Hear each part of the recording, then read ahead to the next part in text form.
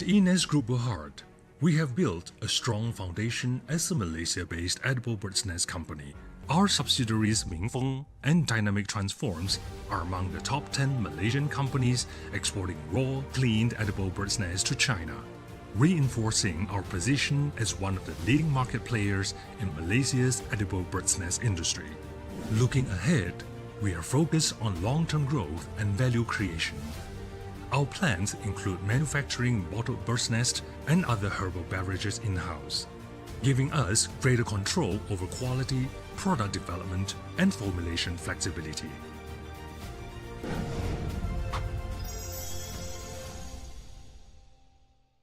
In Malaysia, over the past 4 decades, Hock Soon Poultry Farm has evolved from a humble family business into a leading force in modern agriculture. Today, Hock Soon produces over 1.5 million eggs daily, with operations spanning more than 20 hectares. Every day, freshly laid eggs are transported via conveyor belts into our facility, where they pass through multiple inspection stations. Hock Soon's in-house brand, Q+, has been serving the nation for over a decade. The range includes omega, selenium, vitamin E-enriched eggs, and jumbo-sized eggs. Hock Soon Poultry Farm, nurturing quality from farm to table. What would happen? Machines run. Operation stopped. Tables are dirty. Business halted. Store closed. Staff gone. What if you had Manforce Group? With Manforce Group, every step is handled, every risk is managed, every regulation met, from permits to paychecks, ensuring legal, fair, and quota-compliant start. Partner with Manforce Group right from the start. Powered by Manforce Group Berhad. Where creativity meets strategy, and where brands are built on innovation and insight. We provide a complete 360-degree marketing and sales solution, creating real-world exposure through business events, awards, and networking platforms. We then strengthen online presence through digital content, media exposure, and performance marketing. To reinforce awareness, we extend the message offline through billboards, banners, and digital out-of-home media.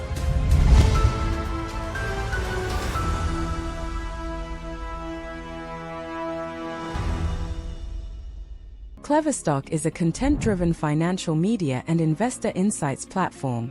We integrate live stream coverage, educational content, market data visualization, and AI-powered tools to support investor understanding and engagement.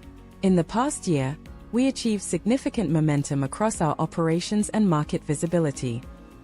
We delivered nearly 99% of all IPO and listing day live stream coverage, featuring executive interviews, ceremony broadcasting, and real-time market updates.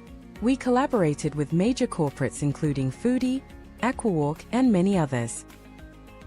We also expanded partnerships with investor relations firms, trading platforms, and marketing agencies. KleverStock is now ISO certified, and our official media accreditation has been renewed, enhancing governance, access, and professional credibility. Our content performance continues to grow rapidly.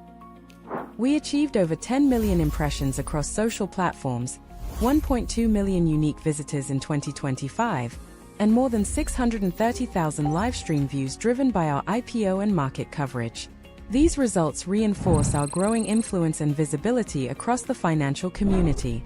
We advanced our technology with Phase 2 of our AI engine, enabling smarter sentiment tracking, automated summaries, and improved market screening.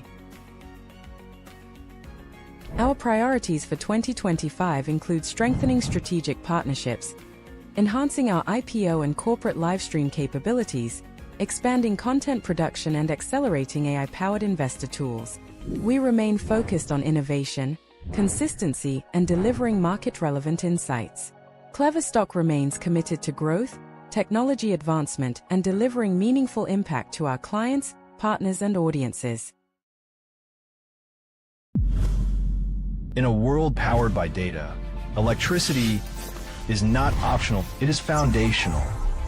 Every transaction, every connection, every system depends on it. Electricity sustains industries, enables digital ecosystems, and underpins modern life. Economic growth depends on stable infrastructure. Digital expansion depends on reliable power. EI power strengthens the systems that sustain both. We engineer certainty in environments where certainty is required. EI Power Berhad, powering tomorrow. HSS Holdings Berhad, where we transform the finest bakery products into accessible delights for everyone. We combine premium quality with affordability, driving product innovation and leveraging our extensive distribution network to reach more markets, mini market, supermarket, and hypermarket. From HSS to LHMC and Kasaga, our commitment to quality, innovation, and customer satisfaction drives us forward. Join us in bringing incredible bakery products to the world. HSS, your trusted partner in bakery excellence.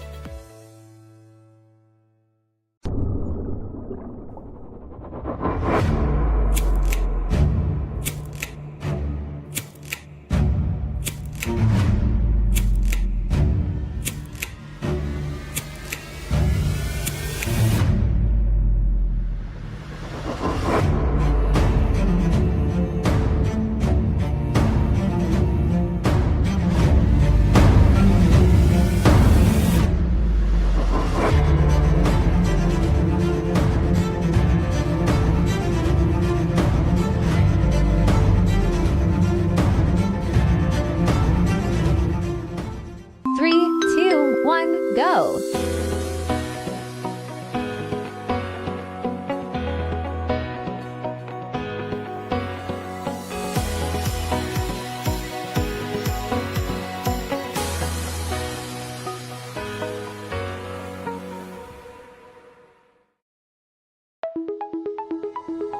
Rest and go.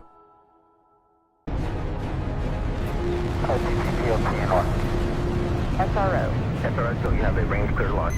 And CDR. Half of the KC processing a launch.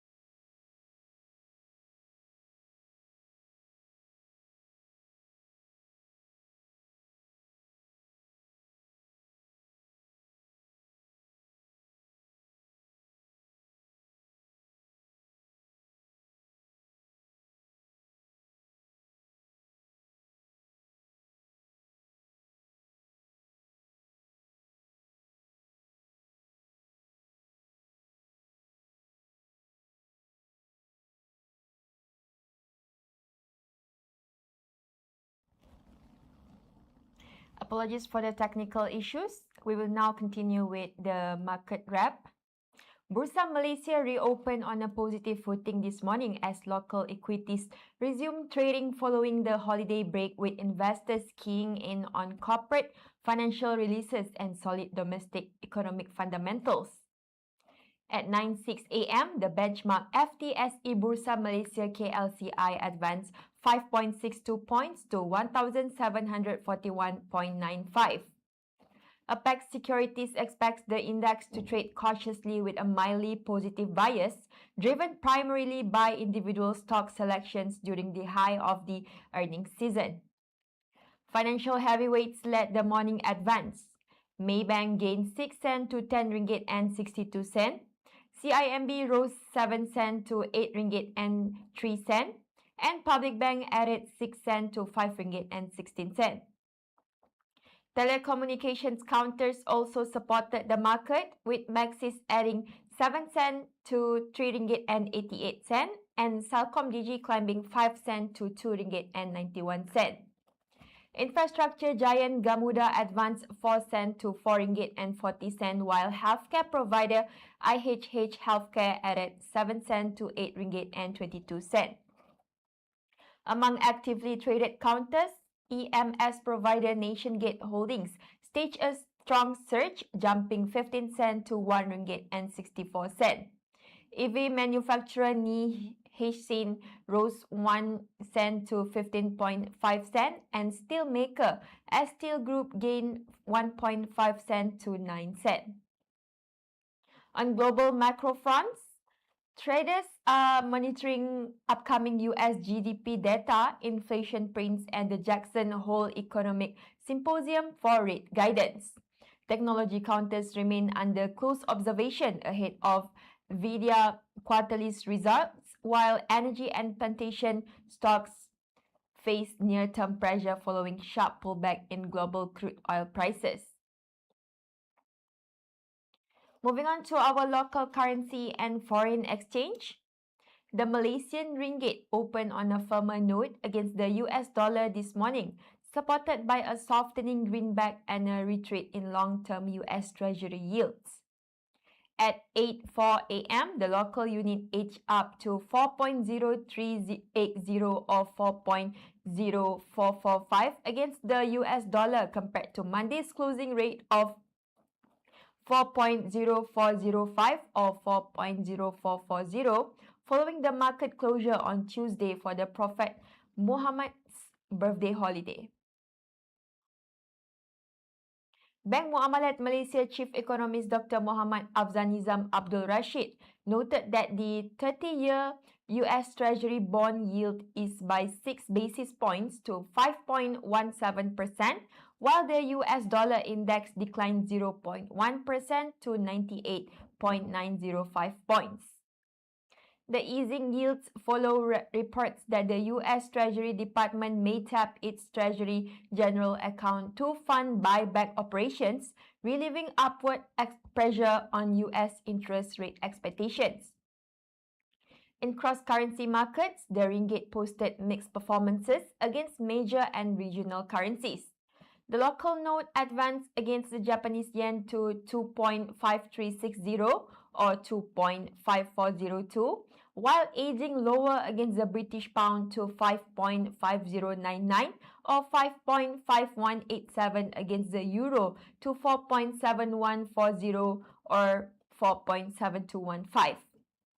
Within ASEAN, the ringgit firmed against the Indonesian rupiah to 227.8 or 228.2, improved against the Philippine peso to 6.54 or 6.55, and rose versus the Thai baht to 12.3486 or 12.3753. Conversely, it slipped against the Singapore dollar to 3.1810 or 3.1860 from 3.1805 or 3.1835 at Monday's close. Global currency markets remain focused on US Federal Reserve policy cues expected from Chair Kevin Warsh's speech at the Jackson Hole Symposium later this week. Now for some economic news. The Ministry of Investment, Trade and Industry has announced plans to implement the Unmanned Valley Ecosystem Pilot Project, accelerating Malaysia's footprint in the emerging low-altitude economy. Speaking on Bernama TV's Ruang Bicara program, Deputy MITI Minister Simzi Zin outlined that the pilot project will be rolled out under the 13 Malaysia Plan, with public and private universities targeted as initial testing sites to engage young engineering talent. Managed by the National Aerospace Industry Corporation of Malaysia, the Unmanned Valley will function as a dedicated testbed for unmanned aerial vehicles, advanced air mobility, autonomous air logistics, and electric vertical takeoff and landing vertiport infrastructure. The low-altitude economy represents a key growth pillar under the Malaysian Aerospace Industry Blueprint 2030 and the New Industrial Master Plan 2030. According to government forecasts under the Malaysia Drone Technology Action Plan, the domestic drone and UAV ecosystem is projected to contribute 50.71 billion ringgit to Malaysia's gross domestic product and create 100,000 high-skilled technical jobs by 2030. To address air safety, governance, and operational integration, the Civil Aviation Authority of Malaysia and the Ministry of Transport are finalizing comprehensive low-altitude economy regulatory guidelines, which are scheduled for official release at Transport Expo Asia 2026 later this year. We will now take a short break, but don't go away. We will return shortly with corporate news developments.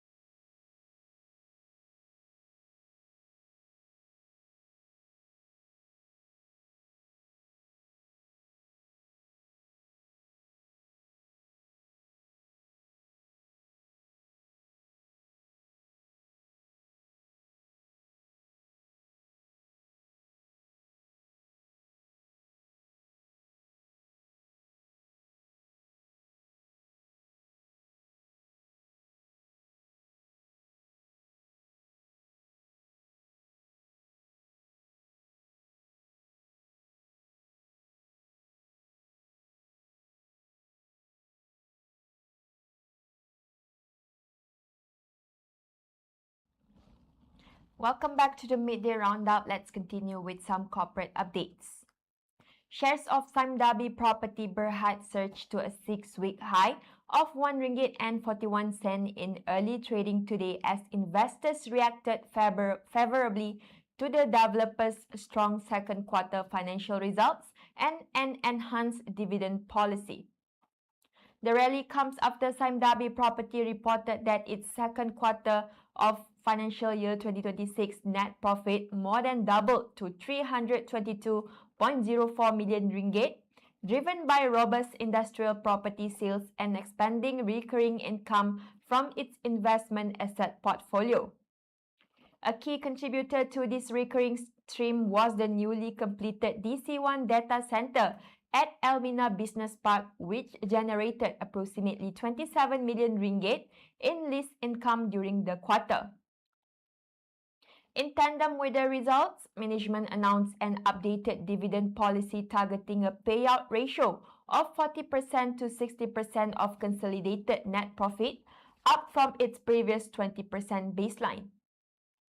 Research houses, including CGS International and BIMB Securities, underscored that the higher payout framework reflects strong cash flow generation and accelerating momentum toward the group's recurring income objective. With all 13 tracking research houses maintaining an anonymous buy stance and consensus projecting full year 2026 net profit of RM582 million, Sime Darby Property remains well positioned for the second half of the year, supported by a RM3.8 billion unbilled sales backlog and a backloaded property launch pipeline. Up next, we have a market update. CGS International Securities has reiterated its add recommendation on Kuala Lumpur Kepong Berhad with an unchanged sum of parts target price of RM25.65, viewing a recent massive accounting impairment as a necessary move to clear a long-standing earnings overhang. KLK reported a statutory net loss of RM1.34 billion for its third quarter ending June 30, 2026, hit by a one-off non-cash impairment of RM1.62 billion on its UK-listed associate Syntoma plc.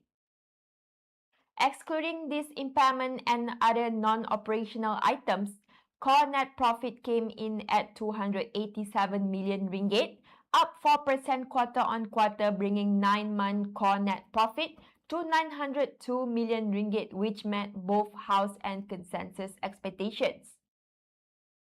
Management noted that the carrying value of Syntoma has now been written down to RM190 million, significantly reducing the risk of further material write-downs while preserving operational cash flow and dividend-paying capacity. Underlying operations showed solid momentum during the quarter. Upstream plantation operating profit expanded on higher average crude palm oil selling prices and lower production costs, while the downstream manufacturing segment returned to profitability, driven by a margin recovery in oleochemicals. CGS International expects KLK's earnings momentum to build into the fourth quarter, supported by firm crude palm oil spot prices despite regional dry weather disruptions. Valuation remains compelling at 16 times on financial year 2027 forward earnings, below the sector's historical average of 19 times, complemented by a prospective 5% dividend yield. Today's major corporate developments and deals across Malaysia. Geohan Corporation secured a RM37 million contract from Chin Hin Property Segambut STN BHT. The job entails earthworks piling and substructure construction for a residential development in Kuala Lumpur, adding steady momentum to the group's construction order book. In insurance and financial services, MNRB Holdings obtained Bank Negara Malaysia approval to acquire an 80% equity stake in Labuan Reinsurance for $100.7 million or approximately RM400.5 million. The proposed transaction remains subject to final regulatory clearance from the Labuan Financial Services Authority prior to completion. On the corporate actions front, steel products manufacturer S Steel Group received a takeover offer from businessman Clifford Hill. The offer aims to acquire a controlling 53% stake at 7.5 cents per share, while the offer intending to maintain S Steel's listing status on the main market. Meanwhile, bathroom wear solutions provider Sorrento Capital is set to complete its listing transfer from the ACE market to the main market of Bursa Malaysia on August 28, remaining under the consumer products and services sector with no changes to its stock name or code. Regarding infrastructure developments, WCE Holdings stated it will thoroughly evaluate any formal proposal concerning the proposed Southern Link extension of the West Coast Expressway. Management noted it will assess funding models, regulatory policies, and overall financial viability before committing. In governance updates, confectionery manufacturer Kee Sun saw the resignation of its largest shareholder, Datuk Seri Ngoo Tieng Ung as executive chairman due to personal reasons. The departure comes shortly after 6 bank accounts belonging to a key subsidiary were frozen under an ongoing anti-money laundering investigation. That's a wrap for Midday Roundup with me, Dini, on KleverStock. Thank you for choosing us investors. Stay tuned for our upcoming live stream programs.